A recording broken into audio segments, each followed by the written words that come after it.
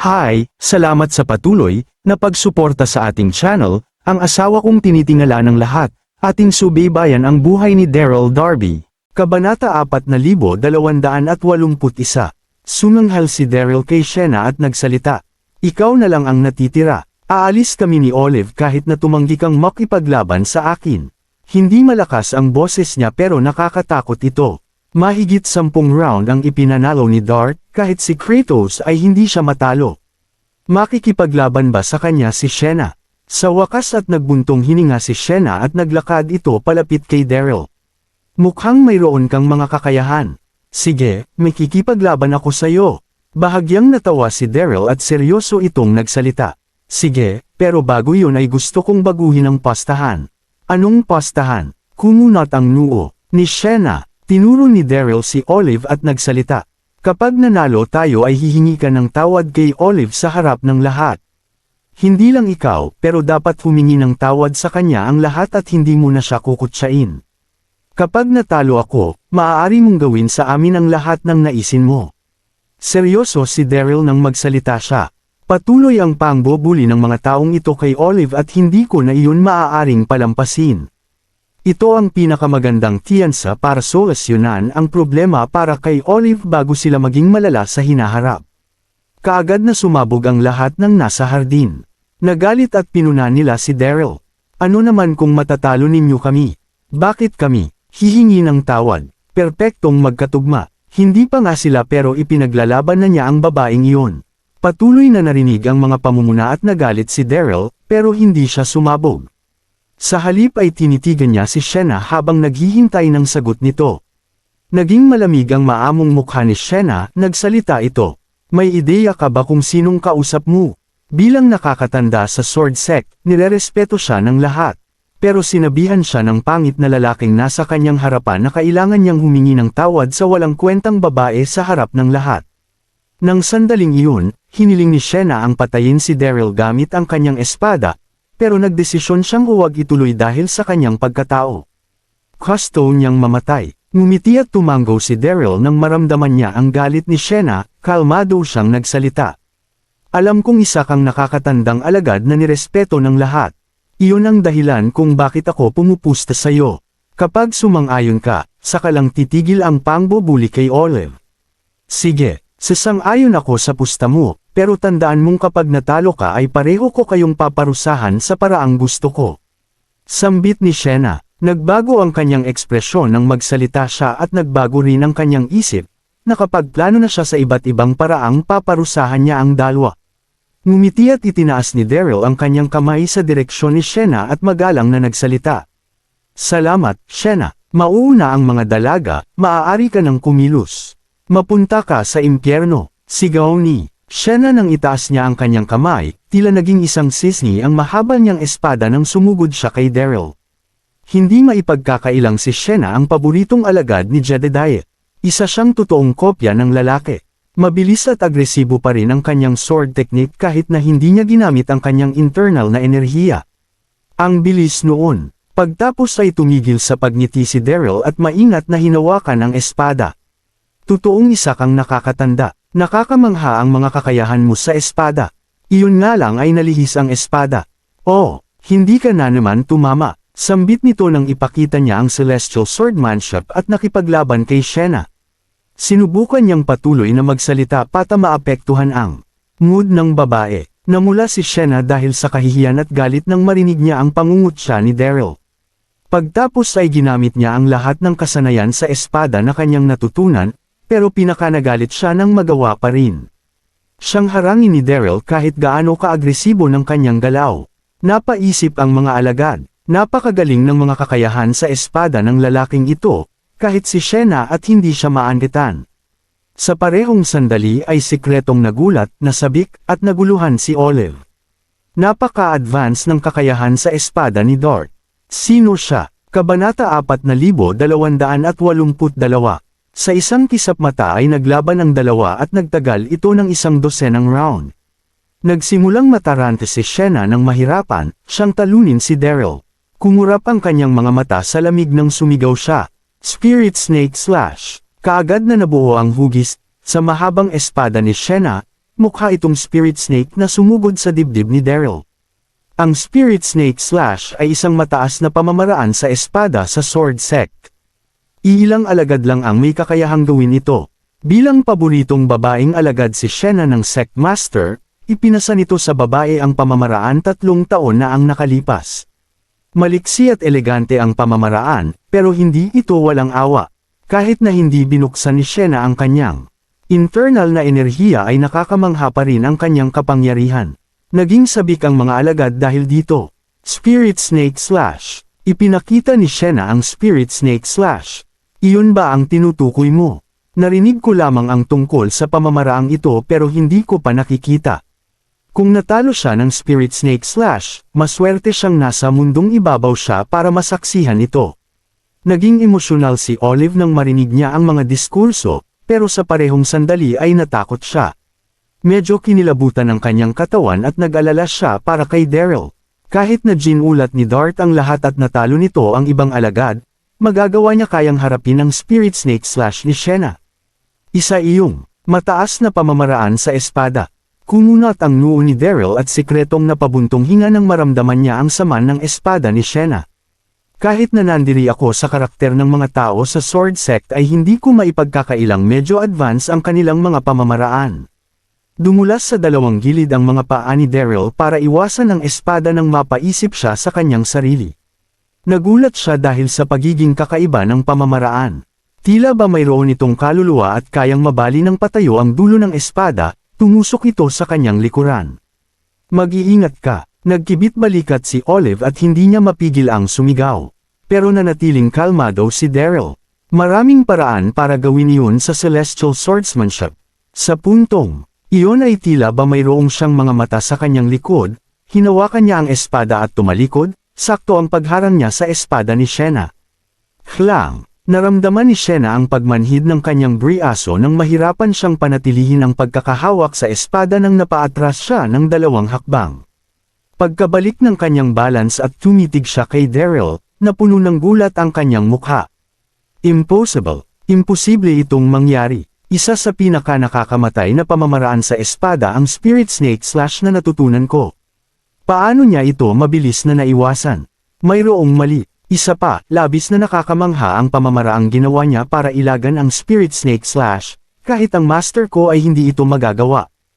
Nagulat si Olive at ang iba pang mga alagad. Naharang din ang masamang pamamaraang ginamit ni Shena. Kung hindi ko ito mismo nakita ay sinong maniniwala na ang isang lalaking walang internal na enerhiya ay mayroon palang malalim na kasanayan. Kaagad na naging sobrang tahimik sa hardin. Ngumiti si Daryl, kinausap nito si Shena. Natalo ka, dapat mong tuparin ang iyong pangako at humingi ng tawad kay Olive. Pagtapos ay tumalikod siya at nagdagdag. At dapat din kayong humingi ng tawad dahil sa kasamaan ninyo kay Olive. Siyempre, dapat ay bukal. Sa puso ang paghingi ninyo ng kapatawaran. Kundi ay hindi ito bibilangan. Naging madilim ang hitsura ni Shena. At ng ibang mga alagad sa kanilang narinig, nagalit din ang mga ito. Kituwatawa ang lalaking ito. Paano niya nasasabi sa amin na dapat kaming humingi ng tawas kay Olive, ang walang kwentang babaeng iyon? Pero, totoong natalo niya si Shena. Anong gagawin ko? Dapat ba akong humingi ng tawad? Mukhang nahihiya ang mga raming mga alagad at handa na silang humingi ng tawad kay Olive habang napapaisip ang mga ito. Subalit dahil sa kanilang pride ay walang gumawa nito sa kanila, laluan si Shena. Naging mapula ang mukha ng babae nang titigan niya si Daryl. Walang makahula sa susunod niyang gagawin. Sa wakas ay nilikom ni Shena ang kanyang pag-iisip at tumingin kay Daryl. Humingi ng tawad. Saan mo natutunan ang mga pamamaraan mo sa espada?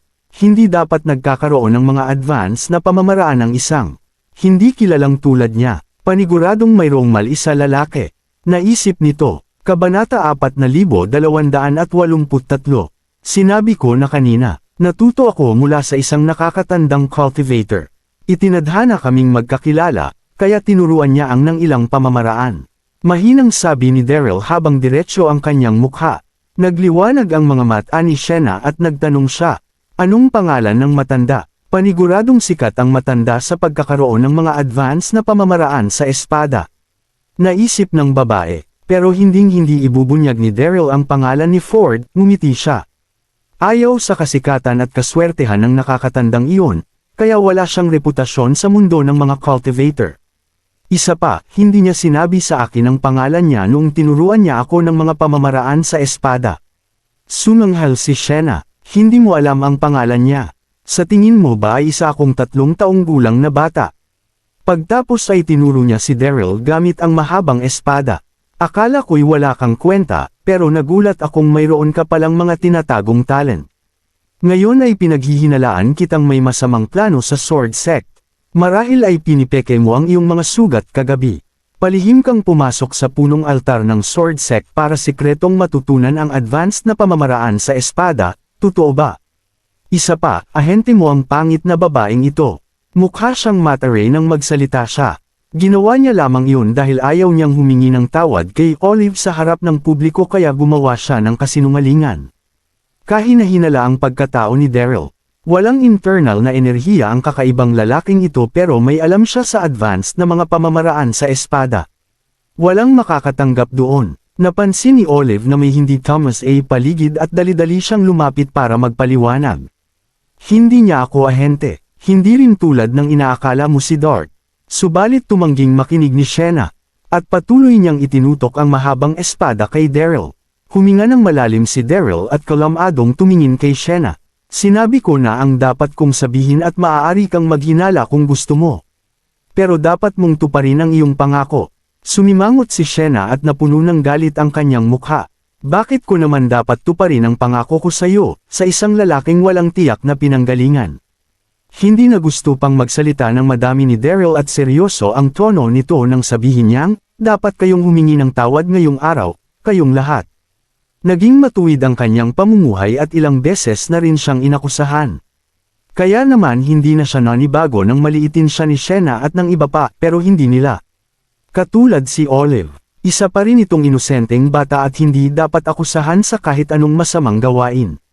Naramdaman ni Shena ang pagdaloy ng kanyang galit nang kumurap sa puot ang kanyang mga mata. Anong lakas ng loob ng taong ito para kausapin ako sa ganoong paraan? Nang sandaling iyon ay dali-daling naglakad palapit ang mga alagad at tumitig ng masama kay Daryl. Malakas ang loob ng isang ito. Sino siya para hamanin si Shena? Pagtapos ay naglakad palabas ng masa ang isa sa mga alagad at sumanghal kay Daryl. Tama si Shena. Galing ka mula sa kawalan at dumating sa punong altar ng Sword Sect habang mayroong masamang motibo. Ano naman kung natalo mo kami? Ayaw mong sabihin sa amin ang pinanggalingan mo pero gusto mo kaming humingi ng tawad. Mayroon bang kabuluhan iyon? Kaagad na tumango ang ilang mga alagad bilang pagsang-ayon. Tama, sino ka ba sa tingin mo? Sa tingin ko ay tama si Shena. Nagpunta ang lalaking ito rito para sikretong matutunan ang mga pamamaraan namin sa espada. Tama, hindi natin kailangang tuparin ang mga pangako natin sa kanya. Sa tingin ko ay dapat natin siyang pabagsakin. Bamulong sa sarili ang mga alagad habang hindi sila pinapansin ni Daryl at tumitig ito kay Shena. Huminga ng malalim si Daryl, kinausap niya si Shena. Ganito ba ang asal ng mga taong mula sa Sword Sect? Maaaring itanggi ng ganoon na lamang ang kung anong ipinangako mo ilang sandali lang ng nakaraan. Pagtapos ay mayabang siyang tumingin sa paligid. Nagpunta ako rito para sikretong matutunan ang inyong pamamaraan sa espada. Isang malaking biro, kahit na hindi ako kilala sa mundo ng mga cultivator ay hindi ko hinahangaan ang mga pamamaraan sa espada. Nagsasabi ng totoo si Daryl. Dahil ganoon ang pagkatao niya, walang halaga ang Sword Sect sa kanya. Nagulat ang lahat sa sinabi ni Daryl. Anong sinabi ng lalaking iyan? Sino siya para kamuhian ang mga pamamaraan sa espada ng Sword Sect? Hindi mapigil ang human heel ng marami sa mga alagad kay Daryl. Napakasnab. Gusto niyang mamatay. Kabanata 4284. Marami sa mga alagad ang hinatak ang mahahaba nilang espada sa gitna ng initan. Nang sandaling iyon ay mas naging mabigat ang kapaligiran. Nataranta at natakot si Olive. Hinailan niya ang braso ni Daryl at nagsalita gamit ang mahinang boses. Bakit hindi na lang natin iyon hayaan, Dart? Hindi ko kailangan ng paghingi nila ng tawad. Tyriona, halos maiyak ang babae nang magsalita siya. Mayroong panghuhusga sa kanyang mga mata nang tingnan niya si Daryl. Bakit sila kailangang galitin ni Dart pagtapos niyang matalo ang mga ito? Wala siyang kahit na anong internal na enerhiya. Maaaring maging lingid sa kaalaman ng mga kapalit kapag nainal sa kanya ang mga ito. Hindi niya maintindihan ang mga effort ni Daryl para maiwasan ang gulo para sa kanya sa hinaharap. Mas lalo siyang ibubuli ng mga alagad. Umiling si Daryl, nagbigay senyales siya kay Olive na huwag mag-alala. Nang sandaling iyon ay tumitig si Shena kay Daryl habang galit ito at nanginig. Gusto mo ng gulo. Masisira ang kanyang reputasyon bilang nakakatandang alagad ng Sword Sect sa mga balita sa kanya tungkol sa pananakot ng isang tagalabas. Kaagad niyang binuksan ang kanyang internal na enerhiya at sinaksak ang mahabang espada sa dibdib ni Daryl. Talagang binuksan ni Shena ang kanyang internal na enerhiya. Bumilis ang mahabang espada nang iginuhit nito ang isang sisni at umikot dito ang aura. Sumanghal ang mga alagad. Anong lakas ng loob ng lalaking ito para hamunin si Shena? Gusto niyang mamatay. Dapat lang siyang mamatay.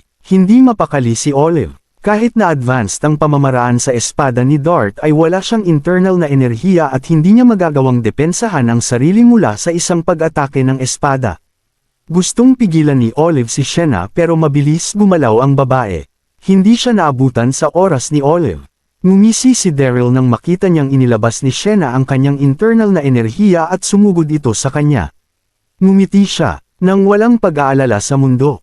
Wala man siyang internal na enerhiya, pero kayang harangin ng celestial swordsmanship ang pag-atake ni Shena. Masusugatan siya pero wala na siyang pakialam pa. Gusto ni Daryl na malaman ng mga alagad ng sword sect na hindi nila magagawang aibuli si Olive ng ganoon lang kadali. Nang halos maabot ng espada ni Shena ang dibdib ni Daryl ay biglang may sumigaw mula sa kalayuan. Tigil, malumanay at maganda ang boses pero punong ito sa pagiging maharlika. Nagulat ang lahat, nilingan nila ang pinanggalingan ng boses. Bahagyang nanginig ang boses at tumigil ito nang tumingin sa malayo ang babae. Pagtapos ay dahan-daw ang naglakad palapit ang isang nakakabighaning anyo habang may tingin na tila na bigo sa kanyang mukha. Iyon ay si Deputy Sect Master, Cloris. Nagulat at labis na natuwa si Olive. Tumakbo siya palapit kay Cloris at niyakap ang braso nito at nagsalita gamit ang mahinang boses. Master, pakiusap, iligtas ninyo si Dart. Gusto siyang patayin ni Shena at ng iba pa. Ano, gustong patayin ni Shena at ng iba pa si Dart. Kumunat ang noo ni Cloris at binilisan nito ang paglalakad. Tumingin siya kay Daryl at sa paligid bago magtanong. Anong nangyayari? Pagtapos ay lumanjin siya kay Shena. Ipinagbabawal ang mga pribadong paglalaban sa main hall, Shena, at gusto mo ring pumatay. Alam mo bang mali ang ginagawa mo? Nakita ni Collis ang pangyayari. Isang direktang alagad ng Sect Master si Shena. Anong lakas ng loob niya para umatake kay Dart na bago lamang sa sekta at sugatan din ito? Hindi yun katanggap-tanggap. Sobrang lakas ng aura ni Cloris. Namula si Shena at yumuko ito na tila ba may pagkakasala. Hindi ko. Sinadyang patayin siya. Pagtapos ay tumitig siya kay Daryl at nagdagdag. Walang nakakaalam kung saan nanggaling ang lalaking ito. Nagbanggit lamang ako ng ilang katanungan para maipaliwanag niya ang kanyang sarili. Hindi ganoon kayabang ang kilos ni Shena. Isa siyang angat na alagad sa kanyang henerasyon ng mga alagad at maraming kalalakihang alagad ang may paghanga sa kanya. Pero naging mas mababa siya nang magtapat sila ni Cloris. Isa pa, hindi lamang isang Deputy Sect Master si Cloris, iniligtas niya rin ang Master ni Shena, si Jedediah. Human Hill si Cloris at nagsalita gamit ang mahinang boses. Hindi ba't nagpaliwanag na si Dart sa atin kahapon na isa lamang siyang ordinaryong lalaki na sinugitan ng mga bandito? Kabanata 4285. Hindi lang iyon, hindi rin siya nakakapagsalita. Hindi ba kayo nahihiya sa pambubuli ninyo sa kanya? Tanong ni Cloris. Ordinaryong lalaki, hindi nakakapagsalita. Nagkatinginan si Shena at ang iba pang mga alagad, nagulat ang mga ito. Deputy Sect Master, nabulag ka sa kanyang hitsura. Nakakapagsalita ang lalaking ito at isa siyang eksperto sa mga pamamaraan sa espada. Paliwanag ni Shena, naguluhan at nahiya ito. Hindi mapakali at nahiya ang babae nang maalala niya ang pagkatalo niya kay Daryl. Pero hindi nito sasabihin ang tungkol doon para iligtas ang reputasyon ng babae. Si Zanos ang naunang lumaban kay Daryl, Naglakad si Daryl mula sa masa at nagsalita. Mayroong advanced na kakayahan ng lalaking ito. Nakipaglaban kami sa kanya ngayon lang at natalo kaming lahat. Matalino siya at hindi niya binanggit na natalo si Shena. Tumango ang ibang mga alagad. Ano? Nang inig ang puso ni Cloris nang hindi siya makapaniwalang tumingin kay Daryl. Nakakapagsalita si Dart, at natalo rin niya ang mga alagad na ito sa labanan ng espada. Iyon ang mga elite na alagad sa Sword Sect. Hindi ka panipaniwalang natalo sila ni Dart. Totoo ba? Tanong ni Daryl. Tahimik na nagbuntong hininga si Daryl at kinamot ang kanyang ulo ng bahagya siyang tumawa. Oo, naging sugatan ako ng matindi at iyon ang dahilan kung bakit hindi ako makapagsalita. Bumalik ang lakas ko dahil nagpahinga ako ng isang araw. Isa pa, nakipagpustahan ako sa mga alagad at maswerte akong nanalo ng ilang round. Mukha siyang mapagkumbaba at hindi gaanong kalmado. Katunayan ay ayaw niyang mag-ingat ng sobra, pero wala siyang magagawa dahil ayaw niyang ibunyag ang kanyang pagkatao. Kailangan niyang maging maingat sa harap ni Cloris. Isa pa, si Cloris ang Deputy Sect Master. Mas mahusay siya kaysa sa lahat ng mga alagad sa pag-cultivate man o pagdating sa kapangyarihan. Kumislap at napaisip ang mga mata ni Cloris sa kanyang narinig. Samantala, hindi na itago ni Olive ang kanyang pagkasabik at tumakbo siya para bamulong sa tainga ni Cloris. Nakakamangha si Dart. Ipinamalas ni Shena ang Spirit Snake Slash pero nagawa siyang labanan ni Daryl. Nakapasok siya sa mundo ng mga cultivator at hindi siya gaanong nag-isip. Wala siyang ideya na nagdulot sa pagdududa ni Cloris kay Daryl ang mga sinabi niya. Naisip ni Cloris na sinwort lang si Daryl nang matalo nito ang mga alagad. Nagulat at nanginig siya nang malaman niyang hindi siya matatalo ni Shena gamit ang Spirit Snake Slash.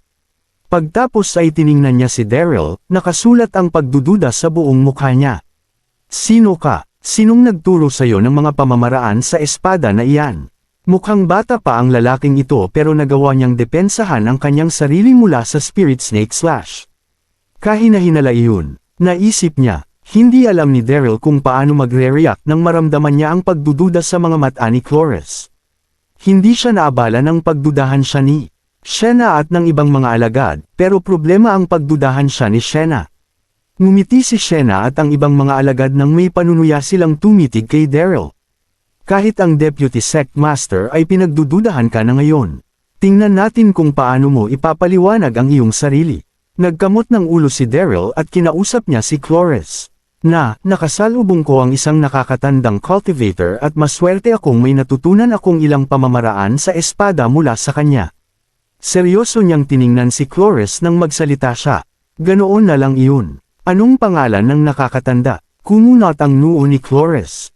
Umiling si Daryl. Oo, ilang pamamaraan lang ang natutunan ko at hindi ko alam ang pangalan niya. Nagningning ang mga mata ni Cloris at ikinuwi niya ang kanyang kamay. Sige na. Maaari ka nang bumalik kasama si Olive. Mukha siyang kalmado nang magsalita siya, pero kakaiba ang naging pagkislap ng kanyang mga mata. Tahimik na nagbuntong hininga si Daryl at mabilis siyang umalis kasama si Olive. Samantala, namula si Shena at ang ibang mga alagad. Mapapakawalan ba sila ng ganoon na lang? Hindi niya ipinaliwanag ang kanyang pagkatao. Masyadong maluwag ang Deputy Sect Master. Naisip nila. Hindi nagtangkang ipakita ni Shena at ng ibang mga alagad ang kanilang mga opinyon sa harap ng Cloris kahit hindi nila nagustuhan ang resulta. To be continued.